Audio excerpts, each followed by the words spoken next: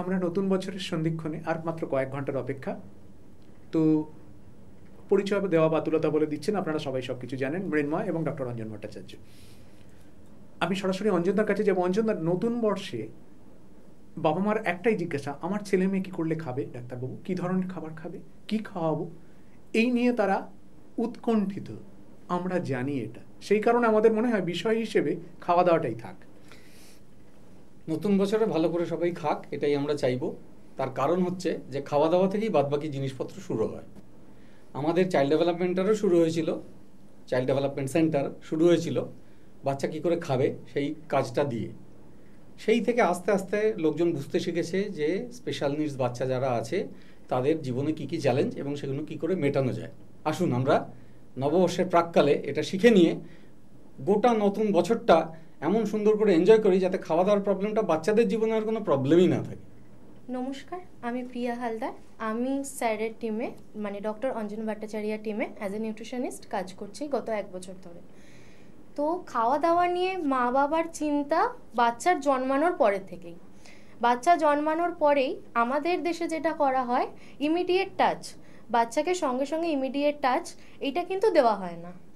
তাকে বাচ্চা পাচ্ছে মাকে কিছুদিন পরে বা কিছুক্ষণ পরেও বাচ্চার কোনো সমস্যা নেই, বাচ্চা এনআইসিইউতে নেই, বাচ্চার কোনো সমস্যা নেই, সেই ক্ষেত্রেও কিন্তু আমরা অনেক সময় হিস্ট্রি নিতে গিয়ে দেখি যে বাচ্চা জন্মের পরে মায়ের টাচ পাচ্ছে না। সেক্ষেত্রে কি হয়, মায়ের ব্রেস্ট মিল্ক আসতে অনেকটা লেট করে। তো ব্রেস্ট মিল্ক আসতে লেট করলে মা কী ভাবেন যে আমার মিল্ক প্রোডাকশনটা হচ্ছে না, তো বাচ্চা কি খাবে, বাচ্চার পেট ভরছে না। তো তখন আমরা বাইরে থেকে দুধ বাচ্চাকে দিতে থাকি, ফর্মুলা ফিড করাতে থাকি বাচ্চাকে। তারপরে ফর্মুলা ফিড করাতে থাকলে বাচ্চার যে গাট প্রবলেম সেইটা কিন্তু সেই টাইম থেকে শুরু হতে থাকে। তো গাট প্রবলেম যাতে না হয়, তো আমাদের উচিত যে বাচ্চা যখনই জন্মাচ্ছে তখন থেকেই ইবিএফ স্টার্ট করে দেওয়া, ঠিক আছে। তো ব্রেস্ট ফিডিং যদি আমরা তখন থেকেই স্টার্ট করতে পারি, প্রথম যেটা মায়ের সঙ্গে বাচ্চার সাইকোলজিক্যাল বন্ডটা ক্রিয়েট হয়। আর আমাদের মিল্ক প্রোডাকশনটা পুরোটাই একটা সাইকোলজিক্যাল প্রসেস। বাচ্চা যখন সাক করতে থাকে তখনই আমাদের প্রোল্যাকটিন হরমোন যেটা আছে সেইটা সিক্রেট হতে থাকে, তখনই কিন্তু মিল্ক প্রোডাকশনটা স্টার্ট হয়। এরকম অনেক ক্ষেত্রেই দেখা যায় যে মিল্ক প্রোডাকশন হচ্ছে, বাচ্চা খাচ্ছে, কিন্তু মায়ের মনে হচ্ছে যে বাচ্চার না ওয়েটটা ঠিক বাড়ছে না, আমার বাচ্চা অন্য বাচ্চার মতন ঠিক একটু মোটাসোটা লাগছে না। তো সেক্ষেত্রে মা বাবা কি করে বুঝবেন যে বাচ্চার ওয়েটটা ঠিকঠাক বাড়ছে, আমার বাচ্চা ঠিকঠাক গ্রোথে আছে কিনা? তো তার জন্য রুল অফ 6 থাকে। তার মধ্যে মেইন যেটা থাকে সেটা হলো আপনার বাচ্চা ঠিকঠাক করে টয়লেট হচ্ছে কিনা। আপনি শুধু এইটা খেয়াল রাখুন। আপনার যদি মনে হয় যে আমার বাচ্চা দিনে কম টয়লেট করছে, তখনই সেটা নিয়ে আপনি চিন্তা করুন, এবং সেটা নিয়ে চিন্তা করে প্যানিক না করে সঙ্গে সঙ্গে ডক্টরের কাছে যান। এছাড়া আর কিন্তু কোনো কারণ নেই বাচ্চা আমার ওয়েটটা ঠিক হচ্ছে কি না হচ্ছে সেইটা নিয়ে ভাবার। আপনার যদি মিল্ক প্রোডাকশন ঠিক থাকে, আপনি যদি বাচ্চাকে টাইম টু টাইম খাবার খাওয়াতে থাকেন, তাহলে কিন্তু তার নিউট্রিশন ঠিকঠাকই হচ্ছে। আর মেইনলি আমাদের যে খাওয়া দাওয়ার চিন্তা থাকে ব্রেস্ট ফিডিংটার পরে যেটা থাকে সেটা হলো উইনিং, যেটা আমাদের 6 মাস পর থেকে যেটা স্টার্ট করতে হয়। সেইখান থেকেই বাবা মার সমস্যাটা মেইনলি শুরু হয়, যে বাচ্চাকে এবার আমি কি খাওয়াবো, এইবার আমি আমার বাচ্চাকে কি করে ম্যানেজ করব। এবং ম্যানেজ করতে না পেরে প্রথমে সে তো কিছুতেই খেতে চায় না, তো সেইখানে এক্সপোজারটা কি দিয়ে হয়, স্ক্রিন দিয়ে, যে আমি স্ক্রিন দিয়ে বসিয়ে দিচ্ছি, আমি কি বাচ্চা কি খাচ্ছে, কি করছে, কি বুঝছে, কিছুই বোঝার দরকার নেই, আমি খাইয়ে দিচ্ছি। আমার মনে হচ্ছে যে আমার বাচ্চার ওয়েটটা বাড়বে, ওর পেটে এতটা খাবার যাওয়া দরকার, আমি খাইয়ে দিচ্ছি, আমি স্যাটিসফাইড। কিন্তু বাচ্চা যদি না দেখে, না বোঝে যে আমি কি খাচ্ছি, আমার সেটা টেক্সচার কীরকম, সেটা দেখতে কীরকম, সেটা টেস্টটা কী, সেইটাই যদি আমরা না বুঝি, তাহলে বাচ্চার সেই খাবারের প্রতি কখনো ইন্টারেস্টই জন্মাবে না। বাচ্চার কাছে খাবারটা তখন ভয় হয়ে দাঁড়াবে। খাবারটা যে এনজয়মেন্ট, খাবারটা যে আমরা এনজয় করে খাই, সেইটাই তার মধ্যে কিন্তু কখনো ডেভেলপ করবে না। তো আমাদের এই যে ইটিংয়ের ব্যাপারটা প্রথম শুরু হয় পিওসির ইটিং ম্যানেজমেন্ট সেশন থেকে। তো আমার সাথে আছে আমার একজন ইন্টার্ন, যে সদ্যই একটা পিওসি দেখেছে, সেই ইটিং ম্যানেজমেন্ট সেশনে কি দেখেছে, কি অবজার্ভ করেছে, আমি একটু তার কাছে শুনতে চাই। নিশ্চয়ই।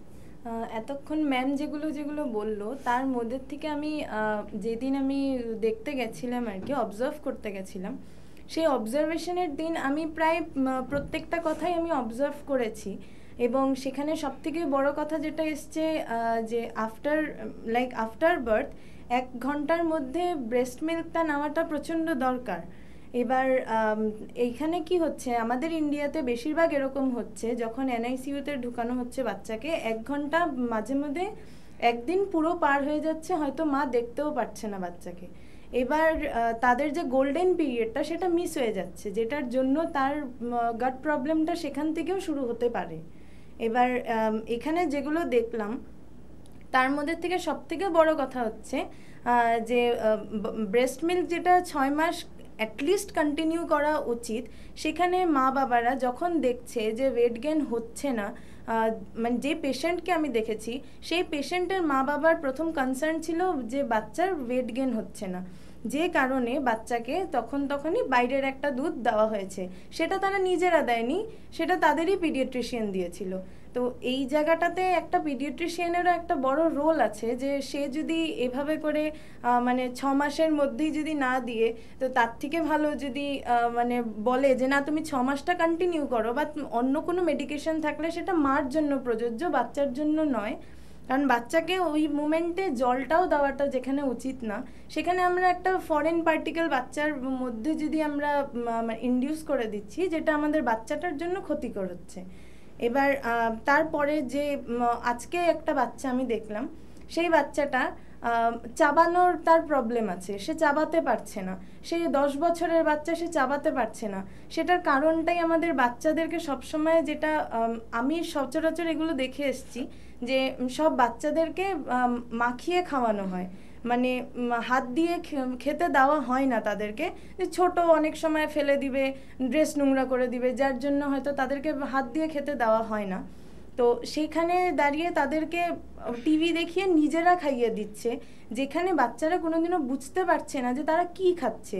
তারা না ফিলিংটা বুঝছে, না ধরে টেক্সচার বুঝতে পারছে, মানে অনেক কিছুই এতে আস্তে আস্তে প্রবলেমগুলো ওদের ক্রিয়েট হচ্ছে, যেটা হয়তো পরবর্তীকালে ওদের একটা বিশেষ প্রবলেম হয়ে দাঁড়াতে পারে, যেটা আমরা হয়তো বুঝি না। কারণ এখানে আসার আগে আমি এটা জানতাম না যে খাওয়ার পিছনে এত কিছু কাজ করে। কারণ আমাদের মধ্যে ইটিং ডিসঅর্ডার মানে হচ্ছে মানে 2-4টা নাম আছে, শুধু 2-4টা নাম বাদ দিয়ে, তারপরে ইটিং রিলেটেড যে কোনো প্রবলেম হতে পারে। আজকাল যেটা মেন যেটা বেড়েছে সেটা হচ্ছে বিঞ্জ ডিসঅর্ডার, যেটা বেড়েছে। এবার এই বিঞ্জ ডিসঅর্ডারে যেটা আজকাল বেশিরভাগ মানুষেরই সেটা হয়ে থাকে, কিন্তু হয়তো আমরা সেটার ব্যাপারে জানি না। আমাদের এই সব জিনিস বাদ দিয়ে আমাদের এরকম কিছু কিছু জিনিস আছে যেগুলো আমাদের জানাটাও অত্যন্ত দরকারি, কিন্তু আমরা সেগুলো জিনিস জানতে পারছি না। তো সেগুলো জানার জন্য একটা ভালো নিউট্রিশনিস্টের কাছে আসাটাও আমার মনে হয় প্রচণ্ড দরকার। তো আমাদের ইন্টার্ন যেটা বললো চিবিয়ে খাওয়া, তো চিবিয়ে খাওয়ার একটা উইন্ডো পিরিয়ড থাকে, আমাদের সব কিছুরই একটা ডেভেলপমেন্টের উইন্ডো থাকে, যেইটা যদি আমাদের জীবন থেকে একবার চলে যায় তো সেইটাকে রিগেন করা খুব ইম্পসিবল ব্যাপার। সেরকমই চিবিয়ে খাওয়ার সময়কালটা কিন্তু 7 থেকে 10 মাস। এই বয়সের মধ্যে প্রত্যেক কটা বাচ্চার উচিত চিবিয়ে কিভাবে আমরা খাবো সেটাও নিজে থেকে ওর মধ্যে ডেভেলপ করুক। তার জন্য সব থেকে মেইন ইম্পর্টেন্ট মা বাবাকে তাকে সেই এক্সপোজারটা দিতে হবে, এই যে ও বললো যে আমরা দিই না বাচ্চাকে খাবারটা কারণ ও ফেলে দেবে, ছড়াবে, ও হয়তো আমাদের মনে হয় যে ও হয়তো যেইটুকানি খাচ্ছে ওতে ওর পেটটা ভরবে না, তাই জন্য আমরা খাইয়ে দিচ্ছি, কিন্তু সেটা উচিত না। ও যত নিজে এক্সপোজার পাবে, আমরা ছোটোবেলা আমাদেরকে খেলনা দেওয়া হতো, প্রত্যেক কটা খেলনা কিন্তু আমরা যাতে সেটাকে এক্সপ্লোর করতে পারি, এক্সপ্লোর করে যাতে আমরা নিজেরাই খেলতে শিখতে পারি, সেই জন্য কিন্তু খেলনাটা দেওয়া হতো।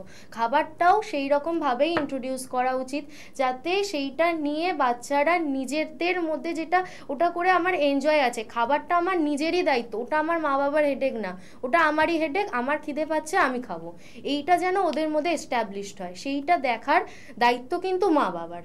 হ্যাঁ, প্রথম দিকে মা বাবার খুবই চিন্তা হয় যে আমার বাচ্চার ওয়েটটা আমার কমে যাবে, কি করব, কিন্তু সবার প্রথমে উচিত আমার বাচ্চার ইটিং প্যাটার্নটাকে ঠিক করা। আমার যদি বাচ্চার ইটিং প্যাটার্ন ঠিক থাকে তাহলে তার হেলদি ওয়েট আসবেই আসবে। তো পিওসি আমরা শুনলাম যে পিওসি দিয়ে আমাদের ইটিং ম্যানেজমেন্টটা শুরু হয়, কিন্তু পিওসির পরেই যেটা মেন হয় detailed history taking. Detailed history টেকিংয়ের মধ্যে একটা মোস্ট ইম্পর্টেন্ট পার্ট থাকে ফিডিং হিস্ট্রি। তো ফিডিং হিস্ট্রি কিভাবে কি নেওয়া হয় বা না নেওয়া হয় সেই ব্যাপারে আমাদের একটা ইন্টার্নের কাছ থেকেই আমরা শুনে নিই। নমস্কার, এখানে আমি অ্যাপোলোর সাথে যে কদিন কাজ করছি তাতে ফিডিং হিস্ট্রিতে কিন্তু অনেকগুলো ইম্পর্টেন্ট পয়েন্টস কিন্তু ছুঁয়ে যাওয়া হয়। একদম একটা বাচ্চার সদ্য জন্ম থেকে শুরু করে বর্তমানে সেই বাচ্চাটার যতটুকু বয়স ততদূর অবধি সেই বাচ্চাটা কী কী খেয়েছে সেই সমস্ত ডিটেলড হিস্ট্রি নেওয়া হয়। যেরকম একদম শুরুতেই সেই বাচ্চা কোন সময় অর্থাৎ কতক্ষণ বাদে সে ব্রেস্ট মিল্ক পেয়েছিল মায়ের সেই সময়টা নেওয়া হয়, এবং তখন কোনো রকম কিছু অনেক বাচ্চার ল্যাকটোজে প্রবলেম থাকে সেই জিনিসগুলো জানা হয়। তারপরে ধরুন 1-2 মাস বাচ্চাদেরকে মায়ের দুধ খাওয়ানোর পরেই দেখা যাচ্ছে ফর্মুলা মিল্ক কিছু তাদেরকে শুরু করে দেওয়া হয়। তো সেই জিনিসগুলো ডিটেলড হিস্ট্রি নেওয়া হয় যে কি এক্স্যাক্টলি কি খাওয়ানো হয়েছে তাদেরকে সেগুলো জানা হয়, কতদিন ধরে সেগুলো চালানো হচ্ছে, যদি সেটা একদিনের জন্য খাওয়ানো হয়ে থাকে সেটাও কিন্তু জানা হয়। তারপরে আসে ধরুন একটু বাচ্চা যখন বড় হয় সেমি সলিড ফুড যেগুলো রয়েছে, যেরকম একটু ডালিয়া, খিচুড়ি এরকম ধরনের যেগুলো, সেই ধরনের ফুডসগুলো সম্বন্ধে জানা হয়। সেগুলো কি খাইয়েছে, কতদিন ধরে খাইয়েছে, যদি একদিনের জন্য কিছু খাওয়ানো হয়ে থাকে সেইটার নাম, এই ধরনের। তারপরেই চলে আসা হয় যখন বাচ্চার একটু চেবানোর ক্ষমতা হয়ে যায় তখন সলিড ফুড যেগুলো, সলিড ফুডের আন্ডারে সেই বাবা মা তার বাচ্চাদেরকে কি খাওয়াচ্ছে, কতদিন ধরে খাওয়াচ্ছে, তার ফুড প্যাটার্ন কীরকম, সেই সমস্ত জিনিসগুলোও কিন্তু নেওয়া হয়। এছাড়াও ধরুন বাচ্চার ফুড হ্যাবিট, মানে কোন সময় খাচ্ছে, কিভাবে কি প্যাটার্নে খাচ্ছে, তার মধ্যে কোনো মেসি ইটিং রয়েছে কিনা, অর্থাৎ খাওয়ার সময় বাচ্চা হয় না ছড়িয়ে ছিটিয়ে খায়, সেই ছড়িয়ে ছিটিয়ে তারা খাচ্ছে কিনা, বা খুব পিকিভাবে খাচ্ছে কিনা, অর্থাৎ পার্টিকুলারলি এটা তুলে খাচ্ছে, মানে এটা খাবো না ওটা খাবো না, এই ব্যাপারগুলো রয়েছে কিনা, চুজি টাইপের। এছাড়াও ধরুন কোনো ফুডে কিছু অ্যালার্জি রয়েছে কিনা, এই ধরনের কিন্তু সমস্ত এভরি ডিটেলড পয়েন্ট কিন্তু ফিডিং হিস্ট্রিতে নোট করা হয়। তো আমরা যেরকম শুনলাম আমাদের ইন্টার্নের কাছ থেকে এই রকম ডিটেলড ফিডিং হিস্ট্রি নেওয়া হয়, এবং এই ফিডিং হিস্ট্রিতে শুধু কি খাচ্ছে বা কি খেয়ে এসেছে, এখন কি খাচ্ছে, শুধু এইটুকুনি না, তার মেডিকেল ব্যাকগ্রাউন্ড কি আছে, তার কোনো ফুডে অ্যালার্জি আছে কিনা, তার রেকারেন্ট কোল্ড অ্যান্ড কাফ আছে কিনা, তার কনস্টিপেশন আছে কিনা, তার ডায়রিয়া আছে কিনা, তার ভমিটিং টেন্ডেন্সি আছে কিনা, প্রত্যেক কটা কিন্তু আমাদের হিস্ট্রিতে কভার করা হয়। এইবার ফুড অ্যালার্জি এমন একটা জিনিস যেটা আমরা যদি কোনো পার্টিকুলার ফুড ইনটেক করি তো আমাদের শরীরে অনেক ধরনের প্রবলেম দেখা দিতে পারে। এইখান থেকেই আসে গ্লুটেন। আমাদের অনেক বাচ্চাদের মধ্যেই আমরা টেস্ট করলে পাই যে গ্লুটেনে অ্যালার্জি আছে। বেশিরভাগ ক্ষেত্রেই যদি আমরা টেস্ট করে পাই, আমরা যদি কখনো টেস্ট করে পাই যে হ্যাঁ এই বাচ্চাটার ক্ষেত্রে গ্লুটেনের অ্যালার্জি আছে, তখনই আমরা সেই বাচ্চাটার ক্ষেত্রে কিন্তু গ্লুটেনটা রেস্ট্রিক্ট করি। আদারওয়াইজ আমরা কিন্তু আমাদের এখানে যেরকম অটিজম বা ADHD বা স্পেশাল নিড বাচ্চাদের নিয়ে কাজ করা হচ্ছে বলেই যে গ্লুটেনটা খাবার থেকে বাদ দিয়ে দেবো বা এইটা আমি খাবার থেকে বাদ দিয়ে দিচ্ছি, এইটা কিন্তু না। আমরা কিন্তু একটা নর্মাল ফিডিংয়ের মধ্যেই বাচ্চাকে রাখি যতক্ষণ না আমরা টেস্ট করে কনফার্ম হই যে বাচ্চার এই খাবারটায় অ্যালার্জি আছে। যদি তার এই খাবারটায় অ্যালার্জি বেরোয় তবেই আমরা কিন্তু সেইটা বন্ধ করি, আদারওয়াইজ কিন্তু বাচ্চাকে আমরা নর্মাল ফিডিংয়েই রাখার চেষ্টা করি। এই যে আমরা খাওয়া দাওয়া নিয়ে এত কিছু শুনলাম যে আমাদের এত কিছু করতে হবে তবেই বাচ্চা ঠিকঠাক ইটিং প্যাটার্নে আসবে, তারপর সে হেলদি ওয়েটে যাবে, এই রকমভাবেই খাওয়া দাওয়া শুরু করতে অনেক রকমের বাধা বিপত্তি আসে। তো কী রকমের বাধা বিপত্তি আসে?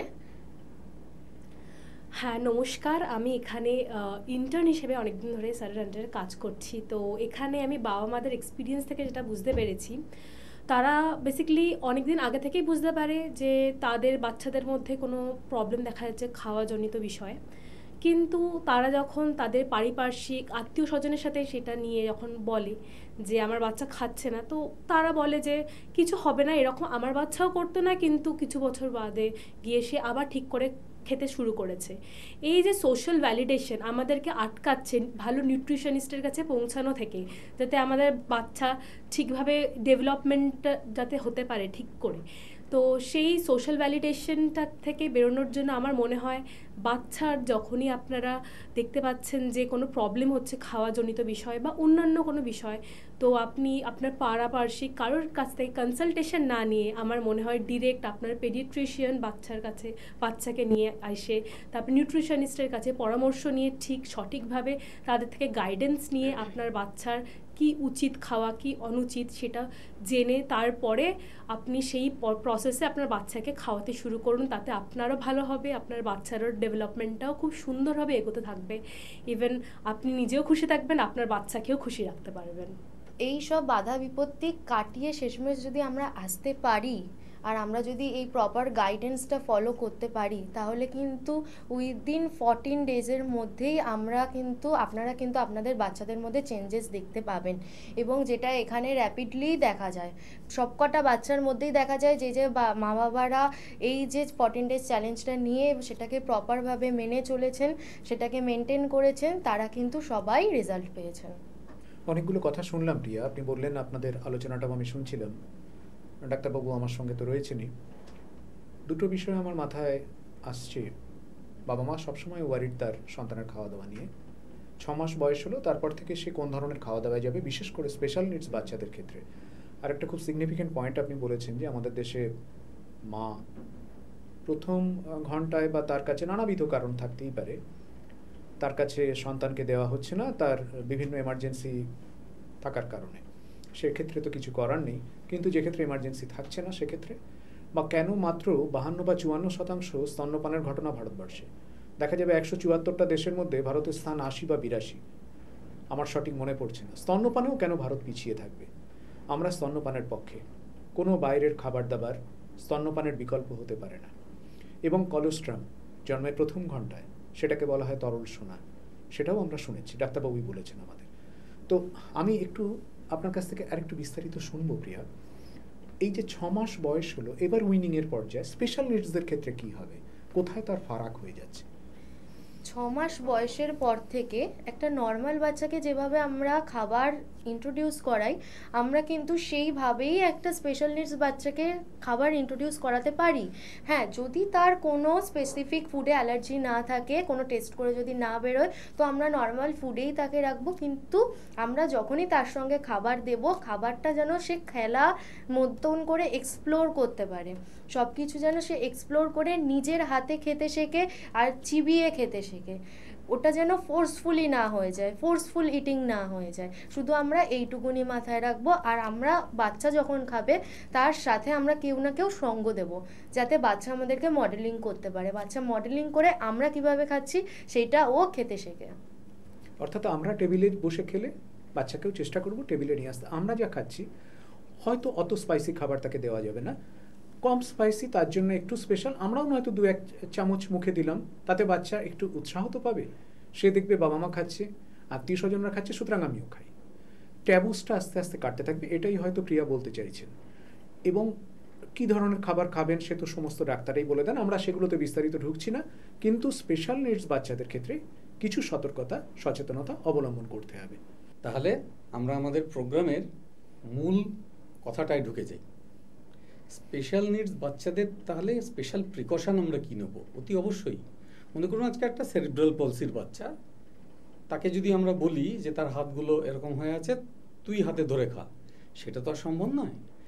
এইখানেই মাল্টিডিসিপ্লিনারি টিমটা কাজে লাগে। ঠিক একইভাবে যে একটা বাচ্চা কথা বুঝতেই পারছে না, আমি বলছি বাবা তুমি এসে বসে খাও, সে বেচারি বুঝতেই পারলো না। সেখানে আমরা কি করব? সেই জায়গাগুলো হচ্ছে টেকনোলজিক্যালি আমরা করে দেব। কিন্তু বেসিক প্রিন্সিপালটা বুঝেছেন তো? বেসিক প্রিন্সিপালটা প্রিয়ার আমাদের ইন্টার্নরা আপনাদের যেটা বলে গেল, সেটা হচ্ছে যে স্পেশাল নিডস বাচ্চা বলে কোনো স্পেশাল ডায়েট নয়। ইনফ্যাক্ট মৃন্ময়বাবু নিজেও কিছুটা এই ব্যাপারে ভ্রান্ত ধারণা রেখেছেন যে বাবা মা বোধহয় যেভাবে খাওয়া দাওয়া করছে বাচ্চাকে বোধহয় আমরা একটু আলাদা খাওয়া দাওয়া দেবো। ওটাও আমরা বলি না, আমরা বাবা মাদেরও শেখাই, সাইকো এডুকেট করি যে এই দেখো বাচ্চার জন্য আমরা হেলদি ইটিং শিখিয়ে দিলাম, বাবা তুমিও খাও, তোমারও বয়স বাড়ছে, তোমার শরীরটাও হেলদি হয়ে যাবে। এবং আমাদের বাবা মাদের তাই হয়, যে কারণের জন্য তারা ওই তেল ঝাল নুন নিজেরা বন্ধ করতে শেখে।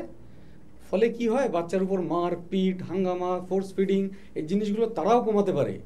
আপনি যদি ঝাল তেল নুন খান আপনি নিজে শান্ত থাকতে পারবেন না।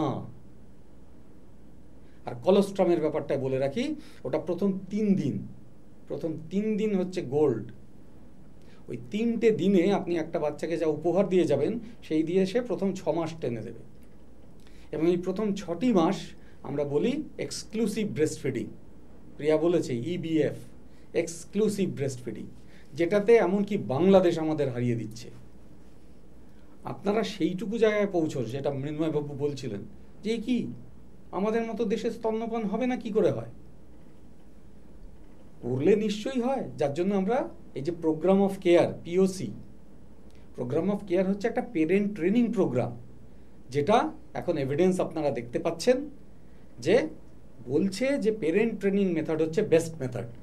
এভিডেন্স এসে গেছে, স্পেশাল নিডস বাচ্চার জন্য এসে গেছে, অটিজমের বাচ্চার জন্য এসে গেছে, কিন্তু সেটা আমাদের সবার জন্য তো জরুরি। সবাই যদি আমরা জানি আগের থেকে যে কি করে বাচ্চাকে টিভি না দেখিয়ে খাওয়াতে পারবো, যেটা প্রিয়া বলল যে 14 দিনের মধ্যে আমাদের এখানে যে বাচ্চাই আসে যে কোনো খাওয়া দাওয়ার প্রবলেম নিয়ে আসে তাদের হয়, এবং অধিকাংশ বাচ্চারই যেহেতু হাত পা এরকম নয়, তারা নিজের হাতেই খেতে শেখে, কথা না বুঝলেও শেখে। সেগুলো আমরা টেকনোলজিটাকে সঙ্গে আনি বলে। এইটাই হচ্ছে মাল্টি ডিসিপ্লিনারি টিমের আসল কাজ। এত সহজে মেটানো যায়। বিজ্ঞান এখন সেই জায়গায় পৌঁছে গেছে। বিজ্ঞান এমন জায়গায় পৌঁছে গেছে যে আজকে যে ইন্টার্ন আমাদের ব্যাঙ্গালোর থেকে এসে বলছে, আমাদের নানান ইউনিভার্সিটি থেকে এসে ইন্টার্নশিপ করছে, 1 মাস করছে হয়তো, সে তারই মধ্যে এতগুলো বাচ্চার এত উন্নতি দেখে ফেলছে। এবং আপনারা যদি আমাদের অন্যান্য প্রোগ্রাম ফলো করেন দেখবেন তারা নিজেদের মুখে বলছে যে এখানে যা কস্ট অন্য জায়গায় কস্ট তার তুলনায় অনেক বেশি, এমনকি এই কলকাতাতেই। তো থেরাপি ইজ দ্য বেস্ট, যেটা আমি অ্যাপোলো থেকে শিখেছি। এছাড়াও পুরো মানে হাতে হাতে কাজ করানো, হ্যান্ড ওয়ার্ক এবং খুব ভালো প্র্যাকটিক্যাল এক্সপোজার আমি অ্যাপোলো ইনস্টিটিউট থেকে পাচ্ছি, যেটা অন্যান্য জায়গায় হয়তো আমি এতটাও পাইনি। অ্যান্ড অবভিয়াসলি এটা ভীষণ reasonable, cheapest in the Kolkata বলা উচিত, with as a private hospital. Apollo হসপিটালের চাইল্ড ডেভেলপমেন্ট সেন্টারে সেই কস্ট এতটাই কম, কেননা এত তাড়াতাড়ি বাচ্চাগুলো ভালো হয়ে যায়। আমাদের এখানে যে থেরাপিস্টরা কাজ করেন তারা সবাই বিদেশে প্রশিক্ষিত, গোল্ড স্ট্যান্ডার্ড মেনে আমাদের কাজ হয়। সেই জন্য আপনাদের স্পেশাল নিডস বাচ্চা বা অটিজমে গ্লুটেন খাওয়ায় না এসব ভ্রান্ত ধারণা ভুলে যান। শেষে গ্লুটেন না খাওয়ার জন্য তার প্রবলেম বাড়বে। যদি তার সিলিয়াক ডিজিজ থাকে, গ্লুটেন স্পেসিফিক অ্যালার্জি তার থাকে, আমরাই আপনাকে বলে দেবো গ্লুটেন খাওয়াবেন না, কিন্তু যাকে তাকে কেন বলবো? আর যদি তাই হতো তাহলে কি আর আমাদের এতগুলো বাচ্চা এত বছর ধরে ভালো হতো? এদের তো কারোর আমরা গ্লুটেন বন্ধ করি না, সবাই তো ভালো হয় এবং এত তাড়াতাড়ি ভালো হয়। তার মধ্যে খাওয়া দাওয়াটা 2 সপ্তাহের মধ্যেই মিটে যায়। যে বাবা মা কথা শোনে, আমাদের কথা বুঝে কাজ করে, আমরা তাদের প্রথমেই বোঝাই POC, প্রোগ্রাম অফ কেয়ার। এই হচ্ছে কলকাতা ডেভেলপমেন্ট মডেলের মাহাত্ম্য, যেটা আজ এবছর আমরা বেলজিয়ামে যাব সাহেবদের শেখাতে। তারা আমাদের ডেকেছেন ইনস্ট্রাকশনাল কোর্স। এই হচ্ছে আমাদের বক্তব্য। সর্বোপরি বাচ্চা খাচ্ছে না বলে ছিঁচকাদুনে না হয়ে আমার বেবি ক্রাইং এর কথা মনে পড়ে যাচ্ছে। এক বিখ্যাত ব্যক্তি বলেছিলেন যে সরাসরি চলে আসুন না, ডাক্তারবাবু তো রয়েছেন আপনাদের হাতের কাছে, কেন খাচ্ছে না?